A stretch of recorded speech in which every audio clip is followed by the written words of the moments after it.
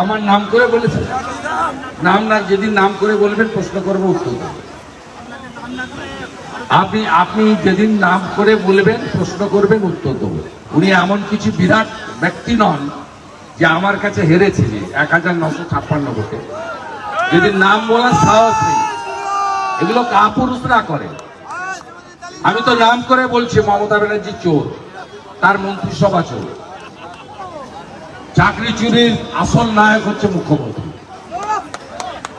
এই কয়লা চক্রবর্তীদের সৃষ্টিকর্তা হচ্ছে মমতা ব্যানার্জি।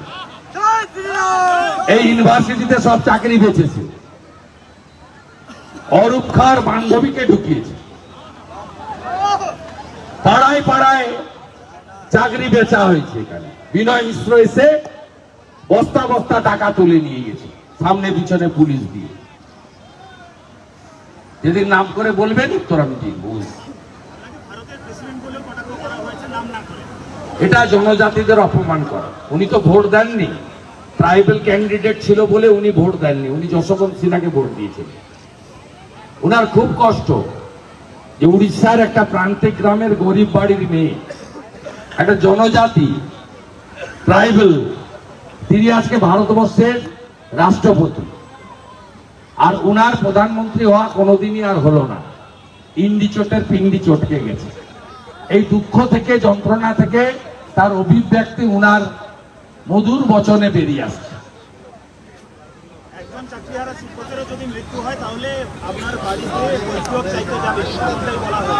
আমার নাম করে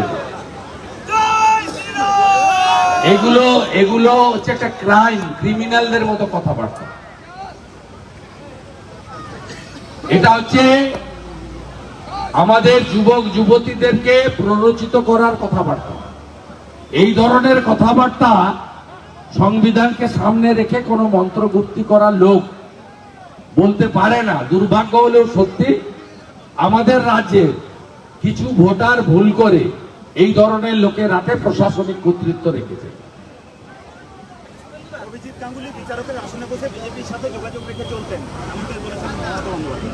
বিজেপি কি নিষিদ্ধ দল নাকি?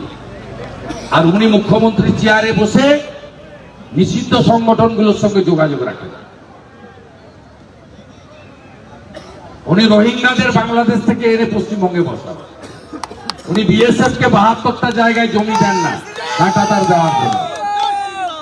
উনি বিএসএফ কে ধর্ষণকারী বলেন। উনি আরবিকে বাধা দেন কাজ করতে। পুলওয়ামা অ্যাটাকের পরে নবান্নর গেটে দাঁড়িয়ে বলেছে প্রমাণ কোথায়, এয়ার স্ট্রাইক হয়েছে। আপনার প্রশ্ন হয়ে গেছে, আপনি একা করে বলছেন।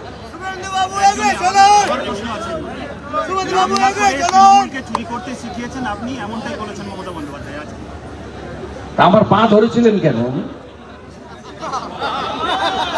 1 ডিসেম্বর 2020 উনার গুণধর ভাইপো অভিষেক ব্যানার্জি, উনার পরামর্শদাতা প্রশান্ত কিশোর, উনার পার্টির 2জন বর্ষিয়ান এমপি সুদীপ বন্দ্যোপাধ্যায়, সৌগত রায়, শ্যামবাজারে ট্যাবলার বাড়িতে রাত্রি 8টার সময় হাত পা ধরেছিল। আর উনি ফোনে লাউডে ছিলেন, ছেড়ে যাবেন না, ছেড়ে যাবেন না।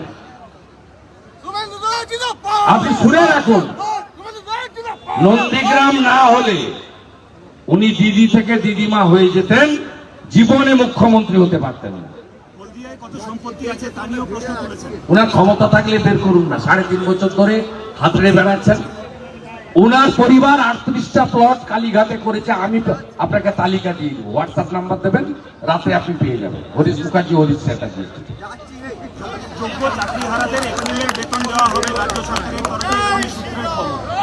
উনাদের কাছে টাকা আছে, দিন। আমরা তো বারবার বলছি যোগ্য এবং অযোগ্য বাছাই করুক কোর্ট। যোগ্যরা বিপদে পড়েছে মমতা ব্যানার্জির জন্য, এসএসসি যোগ্যদের তালিকা না দেওয়ার কারণে। ক্লিয়ার?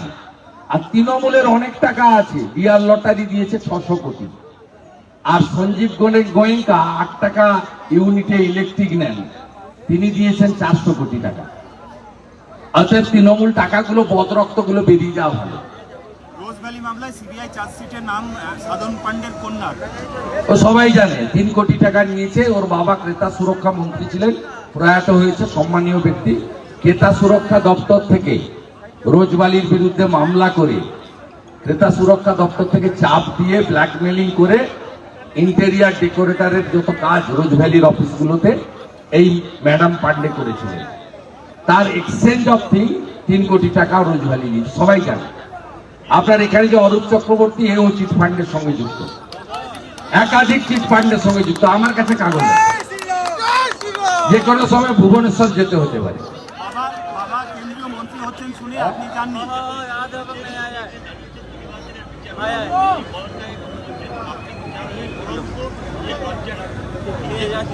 নিম্ন মেধার মুখ্যমন্ত্রী হলে এই কথাই বলবেন। নিম্ন মেধার মুখ্যমন্ত্রী হলে তার মুখ থেকে এই ভাষাই বেরোবে। অভিজিৎ গাঙ্গুলি বেকার যুবক যুবতীদের কাছে, মেধাযুক্ত নতুন প্রজন্মের কাছে ভগবানের আসন গ্রহণ করেছেন। 4 তারিখ বিকেলবেলা মমতা ব্যানার্জি দেখবি আর জ্বলবি লুচির মতো ফুল। ও বলেছে বলে কাউন্টার আমরা বলবো। সবাই মুখ্যমন্ত্রী বলেছেন যে তৃণমূল যে দুর্নীতি শিখেছে সেটা আপনাকে নাম না করে আপনি নাকি দুর্নীতি শিখেছেন, এরকম একটা বক্তব্য তিনি রেখেছেন, কি বলবেন? উনি প্রমাণ করে দিন না। প্রথমত নাম ধরতে সাহস নেই উনার। উনি একটা কাওয়ার কাপুরুষ, আমার কাছে হেরেছে এবং ওকে যে টাইটটা আমি দিয়েছি বাকিটা জেলে ঢোকাবো ওকে। ও ব্যাগ গুছাক, জেলে ঢোকাবো ওকে। ও নাম ধরে বলতে বলবেন আর প্রমাণ দিয়ে বলতে বলবেন। আমি তো বলছি, আমি প্রমাণ দিয়ে বলছি। আমি ক্যাবিনেটের নোট দেখিয়ে বলেছি 5ই মে 2022 অতিরিক্ত শূন্য পদ আপনি তৈরি করেছেন এই চাকরিগুলো বেচার জন্য। এই যে ভুয়া চাকরি का लिस्ट दे दिया आज कमीशन ने, 6,500 जो भुआ नौकरी मिला उसको कस्टडी में लेकर जो टीएमसी लीडर रुपया लिया है, खास करके भातीजा एंड कंपनी, उसको अंदर करना चाहिए। आज जिसको मेरिट, जैसे मेरिट से जो लोग को मेरिटोरियस है, जो लोग साफ तरीके से अपना नौकरी मिला, जिनको एकेडमिक करियर से, रिटिन ओएमआर से, उसको नौकरी में बहाल हो जाना चाहिए। दूध का दूध, पानी का पानी अलग हो जाना चाहिए। और जो फर्जी करके नौकरी मिला उसको तुरंत अरेस्ट करके किसको रुपया दिया, रुपया कौन लिया, सब लोग को छानबीन होना चाहिए। আচ্ছা, অতিরিক্ত এই যে নিয়োগ সেটা কি অযোগ্যদের রেগুলারাইজ করার জন্য মমতা ব্যানার্জি করেছেন 5ই মে 2022। আর চিৎকার করেন জেলার চাকরি। উনি সব জায়গায় ডিপিএসসি তুলেছেন। 13 সালে প্রতিটা জেলায় ডিস্ট্রিক্ট প্রাইমারি কাউন্সিল ছিল, জেলার লোকেরা জেলার শূন্যস্থানে নিয়োগ হতো। উনি মোটা পার্থকে দিয়ে এটা করিয়েছেন। আর উনি যেগুলো আমার বিরুদ্ধে বলছেন, প্রথম কথা, যেদিন নাম বলবে সেদিন মমতা ব্যানার্জিকে আমি বুঝিয়ে দিব আমি কি জিনিস। 11 সালের আগে কেউ বসতে দিত না। নেতাজি ইন্ডোর, ক্ষুদিরাম অনুসরণ, সব মিটিং গিয়ে কাঁথি দীঘা তমলুকে করত। বলছে আন্দোলনের সময় ওর উত্তর নন্দীগ্রাম দিয়ে দিয়েছে 21 সালে। ওই মিথ্যাবাদী মমতা ব্যানার্জিকে উত্তর নন্দীগ্রাম দিয়ে দিয়েছে। ওই একই ভাঙা রেকর্ড ও বাজিয়েছিল 21 সালে। 1956 ভোটে হেরেছে, 65,000 মুসলমান ভোট। সব মুসলমান ভোটও পাওয়ার পরেও আমাকে হিন্দুরা জিতিয়েছে। সব হিন্দু আমাকে জিতিয়েছে।